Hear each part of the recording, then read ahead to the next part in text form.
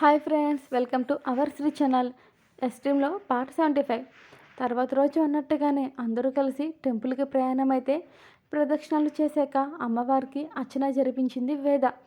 దాంతోపాటు ఇంకో పక్క తనకి ఇన్ని సంతోషాలు ఇచ్చిన అదే అమ్మవారికి కానుకలు దండిగా సమర్పించి అన్నదానం కూడా పెట్టించింది వేద.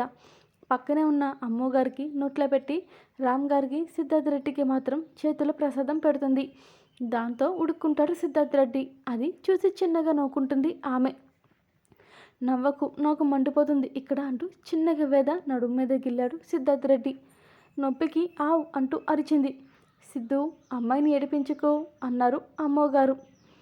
అలా చెప్పండి అత్తయ్య, మీ అబ్బాయికి నన్ను ఏడిపించడమే పని అయిపోయింది దీనికి అని వెక్కిరిస్తూ అంది వేద సిద్ధార్థ రెడ్డిని. ఒంటరిగా దొరికినప్పుడు చెప్తాను నీ సంగతి అని లిప్ మూమెంట్తో చెప్పిన సిద్ధార్థ రెడ్డి గుడిలోకి వెళ్ళి పంతులు గారికి అధిక మొత్తంలో చెక్ రాసి ఇచ్చాడు. సిద్ధార్థ రెడ్డి గుడిలోకి వెళ్ళడం, వేద కళ్ళు తిరిగి పడిపోవడం ఒకేసారి జరిగాయి. సిద్ధార్థ రెడ్డి వేద దగ్గరికి వచ్చేసరికి జనాలు గుమిగూడి ఉన్నారు. వేదాన్ని చెక్ చేసిన ఒక ఆవిడ, నీ కోడలు కడుపుతో ఉందమ్మా, మీరు నానమ్మ కాబోతున్నారు అని నవ్వుతూ చెప్పారు ఆవిడ.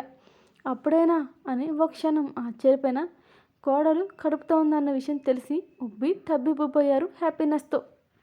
రామ్ గారికి ముందే తెలిసిన ఆ విషయం అందరికీ ఇప్పుడే తెలియడంతో హ్యాపీనెస్గా ఉన్నారు ఆయన కూడా. ఏమైందమ్మా, ఏంటి జనాలు, వేదకి ఏమైంది అని కంగారు పడిపోతూ అడిగాడు సిద్ధార్థ రెడ్డి అప్పుడే అక్కడికి వచ్చి. నీ పెళ్ళం నెల తప్పిందిరా మగడ, ఎందుకంత కంగారు బాబు, సంతోషపడే విషయమేగా, నీ భార్య కడుపుతో ఉంది అంది ఆవిడ. ముందు షాక్ అయినా ఆ తర్వాత వచ్చి రాని నవ్వొకటి నవ్వి వాళ్ళ పనిని సులభం అయ్యేసరికి ఆమెకి ఇంకాస్త అమౌంట్ ఇచ్చి పంపించేశాడు సిద్ధార్థ రెడ్డి. ఏంట్రా, అప్పుడైనా ఏ ప్లానింగ్ చేసుకోలేదా మీరు అని అడిగారు. లేదమ్మా అని ముక్తాసరిగా సమాధానం ఇచ్చి సిద్ధార్థ రెడ్డి వేదాన్ని లిఫ్ట్ చేసి కారులో కూర్చోబెట్టాడు.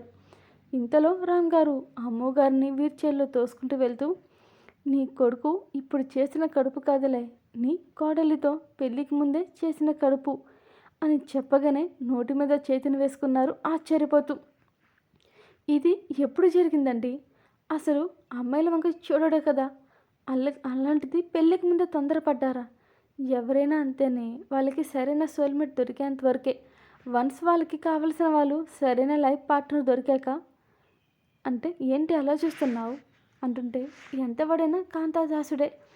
ఏ మర్చిపోయావా, పెళ్ళికి ముందు నువ్వు నేను ఒకటి అవ్వలేదా, నీ కొంగు పట్టుకుని నీ చుట్టూ నేను తిరగలేదా అన్నారు నవ్వుతూ రామ్ గారు. చాలే ఆపండి, సిగ్గు లేకపోతే సరి, వాడికి కూడా మీ బుద్ధులే వచ్చాయి. ఆయన గుడిలో ఉన్నప్పుడు ఏంటా మాటలు, మీకు సిగ్గు లేదు అన్నారు సిగ్గుపడిపోతూ. ఓ డియర్ అమ్ము, మనం బయటికి వచ్చేసాం అన్నారు ఆయన. మెట్లపై నుంచి నవ్వుతూ వస్తున్న తన అత్తామామల్ని చూస్తుంది వేద.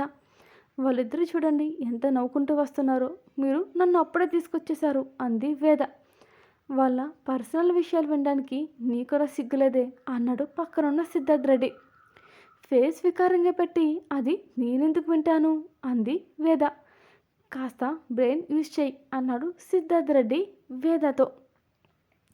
ఇదిగోండి, మీరు ఇలా ప్రతిసారి నన్ను తొక్కేయొద్దు, నాకు కోపం వస్తుంది అంది వేద.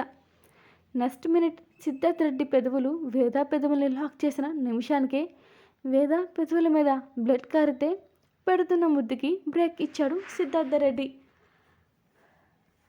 కోపం పోయిందా అన్నాడు టిష్యూతో పెదవి కింద కారుతున్న బ్లడ్ని తుడుస్తూ అతను.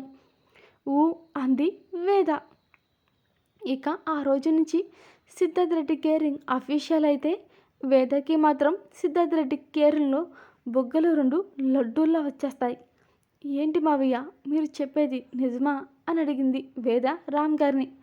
అవునరా, వాడు 2 రోజులు అవుట్డోర్ వెళ్ళాలంట, ఇందాకే చెప్పాడు నాకు అన్నారు రామ్ గారు వేదతో. దాంతో పూనకం వచ్చిన దానిలా ఊగిపోయిన వేద పాములాగా బుస కొడుతూ తన 6వ నెల ప్రెగ్నెన్సీతో అడుగులో అడుగు వేసుకుంటూ స్టెప్స్ ఎక్కి పైకి వెళ్ళింది వేద తన రూమ్కి జెట్ స్పీడ్లోనే. ఇంతలో వేదాన్ని చూసిన సిద్ధార్థ రెడ్డి, నిన్ను పైకి ఎవరు రమ్మన్నారు అని కసురుతూ, ఏం కావాలి నీకు అని అడిగాడు. 2 days బయటికి వెళ్తున్నావా అని అడిగింది వేద అతన్ని. హా, వెళ్తున్నా. తప్పదు కదా. బిజినెస్ ఇష్యూలే.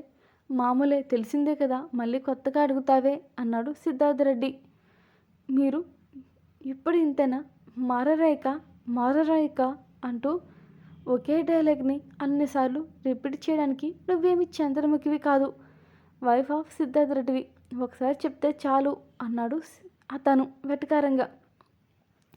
ఇప్పుడు మీరు స్విట్జర్లాండ్ ఎందుకు వెళ్తున్నట్టు అని అడిగింది వేద. బిజినెస్ ఇష్యూనే చెప్పాను కదా అన్నాడు. కాదు, అబద్ధం అబద్ధం పచ్చి అబద్ధం అంది. మరి నిజమేంటి నువ్వే చెప్పు అన్నాడు సిద్ధార్థ రెడ్డి. నేను మీకు బోర్ కట్టేశాను కదా, అందుకే ఎంజాయ్ చేయడానికి వెళ్తున్నావు కదూ అంది బెడ్ డెక్కి ఆనుకుని కూర్చుంటూ వేద. ప్రెగ్నెన్సీలో ఎన్ని మూడ్ స్వింగ్స్ ఉంటాయో, హో గాడ్ అని అనుకున్నాడు సిద్ధార్థ రెడ్డి.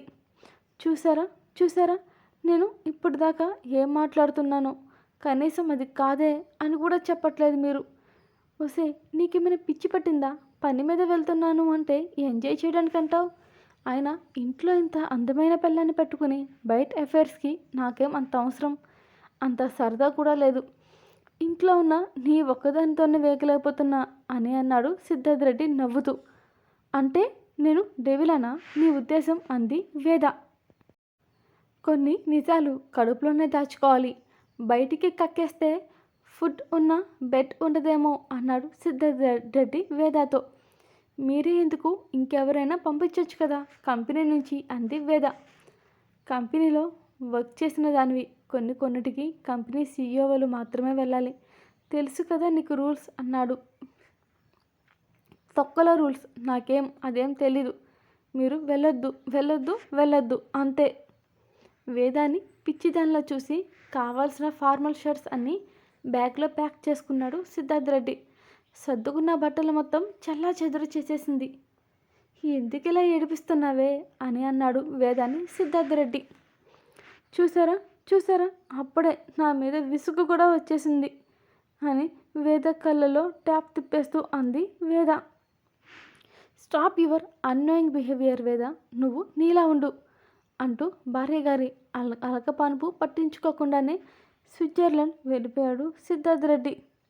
అక్కడికి వెళ్ళిపోయిన సిద్ధార్థ రెడ్డి రూమ్లోకి చెక్ ఇన్ అయ్యాక ఫ్రెష్ అయ్యి టవల్ కట్టుకుంటూ తన తింగరి పిల్లం ఏం చేస్తుందో అని వీడియో కాల్ చేశాడు వాట్సాప్ నుంచి. ఫస్ట్ ఫోన్ కాల్కి సంతోషపడిపోయి నవ్వేసుకున్న వేద లాస్ట్ రింగ్కి ఫోన్ లిఫ్ట్ చేస్తుంది.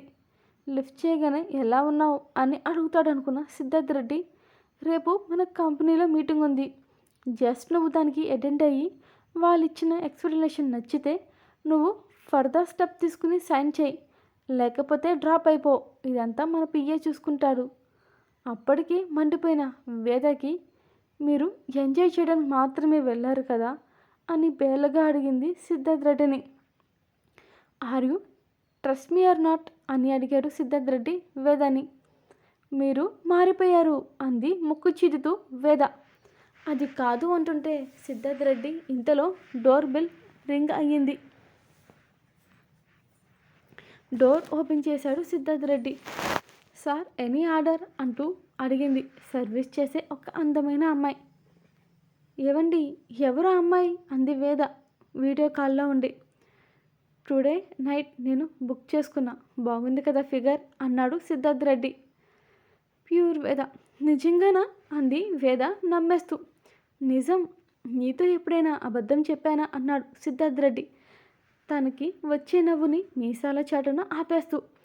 దాంతో ఫోన్ విసిరికొట్టిన వేద ఆ రూమ్లోకి నుంచి బయటికి వచ్చేసి ఫ్రిడ్జ్లో ఉన్న ఐస్ క్రీమ్ ఫ్యామిలీ ప్యాక్ మొత్తం డైనింగ్ టేబుల్ దగ్గర కూర్చుని కడుపులోకి తోసే పనిలోకి పంపింది ఫ్రస్ట్రేషన్తో. ఇంతలో వేద అని గట్టి అరుపు వినిపించింది. దాంతో తింటున్న ఐస్ క్రీమ్ చేజారిపోయి కంట్లో కన్నీళ్ళు తిప్పేస్తూ కింద పడిపోయిన ఐస్ క్రీమ్ని జాలిగా చూసింది వేద. మళ్ళీ పక్క నుంచి వేద అన్న అరుపుకి thank you for watching this video. ఒకే రోజు 10 వీడియోలు వాయిస్ టైప్ ఇస్తున్నా, ఫుల్ టైర్డ్ అయిపోతుంది వాయిస్. అందుకే నా కష్టాన్ని గుర్తించి ప్లీజ్ కాస్త లైక్స్ కామెంట్స్ పెంచండి బంగారాలు, please please and thank you.